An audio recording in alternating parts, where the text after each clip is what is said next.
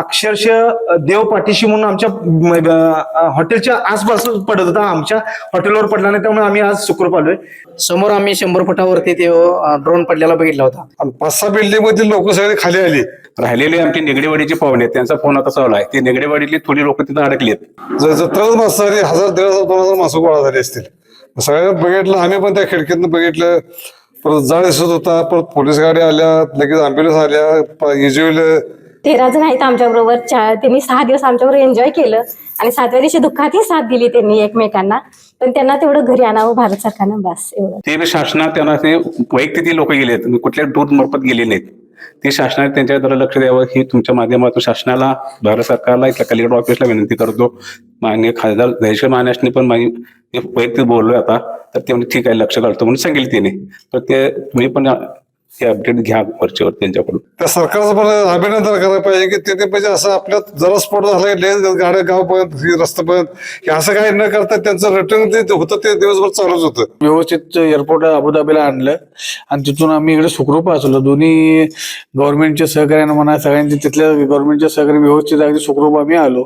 अजून काही आमच्या जे निम्मे लोक आहेत ते बी आता सगळे म्हणजे गव्हर्नमेंटच्या सहकार्यानं वगैरे परत यावं हीच इच्छा आहे आमची. नवीन Suzuki e Access electric scooter silent, smooth आणि स्टायलिश, आरामदायक सीट, डिजिटल फीचर्स आणि रोजच्या वापरासाठी परफेक्ट कम्फर्ट, एक चार्ज आणि शहरभर निश्चिंत राईड, कमी खर्च, शून्य प्रदूषण. आजच मोहिते सुझुकी कावळा नाका, मोहिते सुझुकी उद्यमनगर आणि मोहिते सुझुकी साने गुरुजी शोरूमला भेट द्या.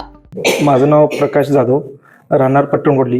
मी व उपरीचे 21 जण असे 23 जण आम्ही दुबईला फिरण्यासाठी 23 फेब्रुवारी 2026 उपरीहून बस करून मुंबई एअरपोर्टला आम्ही गेलो.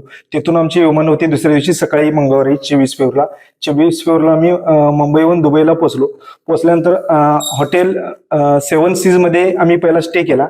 त्याविषयी संध्याकाळी मी क्रूजचा आस्वाद घेतला. असं बुधवारी बुर्ज खलिफाचा आस्वाद घेतला, एन्जॉय केला. 4 दिवस आम्ही निवांत एन्जॉय भरपूर केला. शनिवारी मात्र दुपारी आम्ही खरेदी शॉपिंग करून आलो आणि शॉपिंग नंतर आमची डेझर्ट सफारी होती. डेझर्ट सफारीला जाताना आम्हाला एक मेसेज गाडीत असा आला की अबुधाबीच्या पुढे बॉम्ब हल्ला झालेला आहे. आम्ही ड्रायव्हरला विचारलं असतं, ड्रायव्हर म्हणला तसं काही झालेलं नाही. म्हणजे आम्हाला भीती निर्माण होऊ नये, आम्ही परत जाऊ नये म्हणून त्याचं बोलण्याचं औक्य आम्हाला जाणवलंच. खरं झालेलं होतं असं आम्हाला जाणवलेलं. त्यानंतर आम्ही डेझर्ट सफारी केली. नंतर नाईट शो होता, नाईट शो तिथला झाला. जेवण केलं आणि बाहेर जाऊ आलो तेव्हा लक्षात आलं की तो ड्रायव्हर तिथनं गेलाय. त्यानंतर दुसरा ड्रायव्हर आला. तो ड्रायव्हर म्हणला की फार्म जुमेरा इथे तो ड्रायव्हर होते आणि तिथं हल्ला झालाय, त्यामुळे तो ड्रायव्हर परत गेलाय. त्यानंतर आम्ही त्या गाडीत बसलो आणि दुसरा हल्ला म्हणलं आम्हाला जरा हेच वाटलं. तरी पण रस्त्यावर एवढी होती की तेवढं काय भीतीच निर्माण वाटलं नाही. मग त्या दिवशी जाऊन आम्ही हॉटेलला स्टे केला. रात्री खरं 12 वाजता परत आम्हाला अलर्ट मेसेज आले की तुम्ही अजिबात बाहेर पडू नका, काचेपासून लांब राहा, हल्ले चालू आहेत असं जाणवलं. मग आम्ही त्या दिवशी झोपलो. सकाळी परत उठल्यानंतर आम्ही 7 वाजता वरती जिमसाठी गेलेलो. त्यानंतर आम्हाला एक मोठा असा आवाज आल्यानंतर काचेतून बाहेर भेटलं तर तिथं पक्षी पूर्ण उडलेले. खरं आम्ही एका बाजूला बघितलो, खरं ते बॉम्ब पडलेला दुसऱ्या बाजूला, त्यामुळे लक्षात आलं नाही. थोड्या वेळानं जेव्हा आम्ही जिम मधून बाहेर पडतो एक मुलगा आला आणि म्हणला इथं बॉम्ब पडला. तिथं 400-500 माणसं इकडे तिकडे पळती नव्हती. तिथून आम्ही वरून खाली आलो. हॉटेलच्या बाहेर जाण्याचा प्रयत्न केलो, मात्र तिथं मॅनेजर म्हणला बाहेरच नाही. तिथं त्यांनी म्हणले की हॉटेलच्या पुढे पण पडला आणि एकटा म्हणला की हॉटेलची 10 वाजला. अक्षरशः आमच्या अवतीभोवती 3 बॉम्ब सकाळी 7ला हे पडलेले ड्रोन. त्यानंतर आम्ही सगळेजण एकत्र होऊन सगळ्यांनी त्या दिवशीचं आमचं नियोजन सीवडला जायचे होते, ते आम्ही सगळ्यांनी कॅन्सल केले. मॅनेजर म्हणतो तुमच्या जबाबदारी, मग कुणी रिस्क घेणार, त्यानंतर आम्ही तिथेच राहिलो. 12 वाजता ज्यावेळी आम्ही जेवायसाठी बाहेर पडलो त्यानंतर आणि आम्हाला 500 मीटर अंतरावर एका बिल्डिंगवर मात्र हा पडलेला ड्रोन, तिथून मात्र धूर जोरात दिसत होता. आम्ही जेवून आलो त्यानंतर आणि जरा थोडी भीती निर्माण झाली.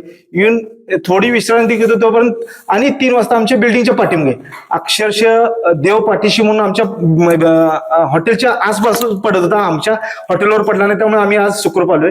नाही त्या बिल्डिंगच्या समोरच एक 100-150 फुटाच्या अंतरावरती बॉम्ब पडला सकाळी 7 वाजता. सकाळी म्हणजे एकदम वातावरण शांत होतं, म्हणजे 7ला तर लोक उठायचे, दिवस उगायचा असतो या त्यावेळेला. ते पडल्यानंतर नाही असं म्हणजे सगळे हडबडच जागी झाली आणि 5-6 बिल्डिंग मधील लोक सगळे खाली आली. जत्राच माणसं झाली, 1000-1500 माणसं गोळा झाली असतील. सगळ्यांना बघितलं, आम्ही पण त्या खिडकीतनं बघितलं. परत जाळ दिसत होता, परत पोलीस गाड्या आल्या, लगेच अँब्युलन्स आल्या, इजवलं. परत ते थांबल्यानंतर परत आणि त्या सरकारचं पण अभिनंदन करायला पाहिजे की तिथे म्हणजे असं आपल्यात जरा स्फोट झाला की गाड्या गावपर्यंत रस्त्यापर्यंत हे असं काही न करता त्यांचं रिटर्न ते होतं ते दिवसभर चालूच होतं. फक्त लोक भीतीमुळे कोण बाहेर जात नव्हती आणि बाहेर पर्यटक पण म्हणायचे बाहेर ते ड्रायव्हर लोक पण जरा भ्यायची. त्यामुळे मग आम्ही त्या दिवशी एक दिवस आम्ही लॉजवर बसून काढला. गेल्या सरकारने भरपूर सहकार्य केलं आपल्याला, कारण तिथं नेस तर पूर्ण सिक्युरिटी, विमान देखील सिक्युरिटी तिने सोडलं. त्यानंतर मग त्या आपलं म्हणजे आमच्या देशात तुम्हाला त्रास झाला त्यामुळे तिने सॉरी बोलले आपल्याला. आणि त्यानंतर आम्हाला गिफ्ट म्हणून त्यांचं 25,000चं औषध दिलं, म्हणजे एन्जॉय करा म्हणून तिथं तुम्हाला. आणि त्यानंतर आम्ही सुखरूप तिथं गावापर्यंत पोहोचलो. आणि एवढं माझं विनंती आहे, आता एक आपला ग्रुप 23 जण अडकलेला आहे तिथं. तो आता घोडावतने विमान फ्लाईट सोडले, आता अपडेट आताच्या ते पण वापस परत आलाय, ते फ्लाईट मध्ये बसलेत. तो पण ग्रुप वापस सुखरूप येत आहे. हेवन वाल्याने मला फोन आता केला, तो पण ग्रुप वापस सुखरूप येत आहे. तुम्ही ते काय काळजी करू नका म्हणाले. राहिलेले आमचे नेगडेवाडीचे पाहुणे त्यांचा फोन आता चालू आहे. ते नेगडेवाडीतली थोडी लोक तिथं अडकलेत. ते बी शासनात त्यांना ते वैयक्तिक लोक गेलेत, कुठल्या टूर मार्फत गेले नाहीत. ते शासनाने त्यांच्याकडे लक्ष द्यावं ही तुमच्या माध्यमातून शासनाला, भारत सरकारला, इथल्या कलेक्टर ऑफिसला विनंती करतो.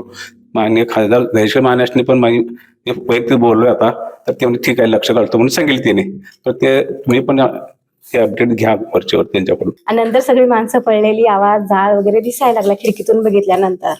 त्यामुळे भीती वाटायला लागली जास्त. आणि त्या दिवशी भीती वाटायला लागली. सगळे एकत्र आल्यानंतर एक दुसऱ्यांना सांगत होतो आपण पोहोचतोय घरी, आपण कुणाचं वाईट केलं नाही, आपण घरी पोहोचणार, नक्की पोहोचणार, आपला देव आपल्या पाठीशी आहे. पण मनात भीती होती की मुलांना भेटायची, घराकडे यायची ओढ पण होती भरपूर. देव करो फ्लॅट लवकर चालू हो दे, आम्हाला पोहोचू दे, हेच प्रार्थना करत होतो आम्ही. आणि ते झालं तसं. देवानं ऐकली आमची प्रार्थना, कोणाचा आशीर्वाद मिळाले आम्हाला भरपूर, आणि काहीतरी पुण्य केलं असेल त्याचं फळ मिळालं. सगळं झालं आणि व्यवस्थित सुखरूप पोहोचलो. फ्लॅटमध्ये बसल्यानंतर जराच आनंद झाला. आणि आपल्या मुंबईत आल्यानंतर भरपूर आनंद झाला की आता आम्ही पोहोचलो घरी. आणि आपल्या मायभूमीत आल्यानंतर भरपूरही आनंद झाला. घरी मुलांना बघितल्यानंतर जास्त आनंद झाला. त्यामुळं देवाचे आभार आणि सगळ्यांचे आभार. ज्यांनी ज्यांनी आशीर्वाद दिले त्यांचे बी आभार, आणि ज्यांनी वाट पाहिली त्यांचे बी आभार. सगळ्यांचे देवाचे. आता बाकी राहिलेले तेवढे ते 13 जण आहेत आमच्याबरोबर. त्यांनी 6 दिवस आमच्याबरोबर एन्जॉय केलं. आणि 7व्या दिवशी दुःखातही साथ दिली त्यांनी एकमेकांना. पण त्यांना तेवढं घरी आणावं भारत सरकारनं, बस एवढंच. घरातून 23 तारखेला संध्याकाळी निघालो. 24ला सकाळी आमचं फ्लाईट होतं दुबईसाठी. दुबईला आम्ही दुपारी पोहोचलो. गेल्यानंतर 4-5 दिवस खूप छानपैकी एन्जॉय केला. सगळे साईड सीन वगैरे पाहून झाले.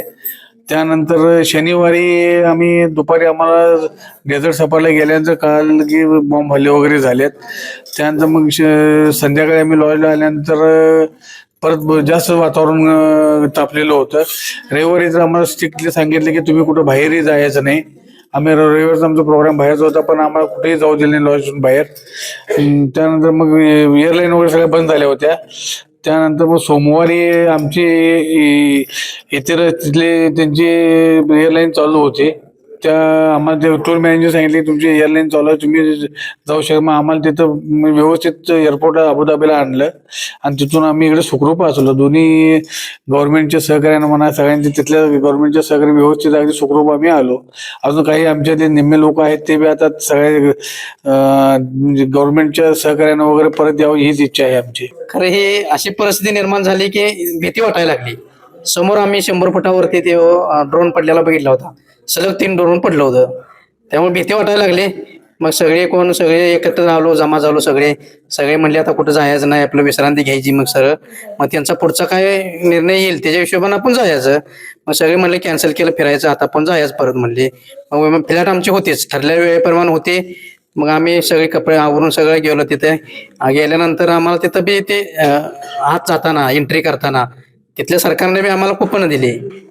म्हणजे 25,000चे ते कुपन होतं आपल्या इकडच्या हिशोबाप्रमाणे. ते मला तर ते मग ते सगळे खर्च करा म्हणले. इथंच खर्च केला तर त्याचं काहीतरी होईल. मग तिथंच आम्ही सगळ्यांनी घेतलं, ते वस्तू घेतल्या, सगळ्यांनी खायला घेतलं, मुलांनी सगळ्यांनी घेतलं. मग घेतलं आणि आम्ही फ्लॅटमध्ये बसल्यानंतर मग तिथनं ज्यावेळी फ्लॅट चालू झाली त्यावेळी म्हणलं 1 तास 1.5 तासाचाच म्हणलं आपल्याला वेळ, म्हणजे तेवढ्यातनं जर बाहेर पडलो, आपल्या जसं आपण बाउंड्रीच्या आत आलो की सुटकेसा निश्वास सोडला, म्हणजे आपण जवळजवळ पोचले झालो सगळे. मग पोचलो मग आम्ही. माझं नाव समरजित सैल बारगे, राहणार रुपरी. आम्ही टुरिस्ट होतो, तिथे फिरायला गेलेलो. आमचा 23 जणांचा ग्रुप होता. ग्रुपचं नाव मॉर्निंग ग्रुप होते. आणि आम्ही फिरायसाठी गेलेलो. तिथं आम्ही पहिले 4-5 दिवस आम्ही खूप मज्जा केली, छान वाटलं. आम्ही मज्जा केलो खूप. पण शेवटी काय झालं, 6वा दिवस आणि 7वा दिवस मी झोपलेलो आणि काय झालं, झोपेन एकदमच झोप उठली आणि काय झालं, बॉम्ब फुटलेला. आम्ही पळत पळत खाली ग्राउंड फ्लोअरला गेलो. तिथं काय झालं, तिथं बॉम्ब जळत पडलेला. आम्ही सगळेजण भिलो, सगळेजण एकमेकाचा आधार घेऊन आम्ही कसं बसं राहिलो तिथे. त्यांनी तिथल्या गव्हर्नमेंटने म्हटले बाहेर त्यांनी जाऊ नका, आपल्या इथल्या गव्हर्नमेंटनं पण म्हटलं. आणि आम्ही शेवटच्या दिवशी आम्हाला काय वाटत नव्हतं आम्ही इकडे येईन, तरी पण काय झालं, आमच्या टूर मॅनेजरनं म्हणला, त्यांनी काय म्हणले, आता तुम्ही जावा, तुमची फ्लाईट आल्या. मग आम्ही काय केलं, 2 वाजता फ्लाईट बसलेलो. 1:45ला आमची फ्लाईट होती. आम्ही चेक इन तीन करून झालं. आमची फ्लाईटच 1 तास डिले झाली. मला तरी वाटत नव्हतं आमची फ्लाईट टेक ऑफ करेल, तरी पण झाले, चांगलं आहे. मुंबईमध्ये आल्यावर सगळ्यांनी घरातल्यांनी फोन केलो, सगळ्यांनी आनंद झाला. थँक्यू.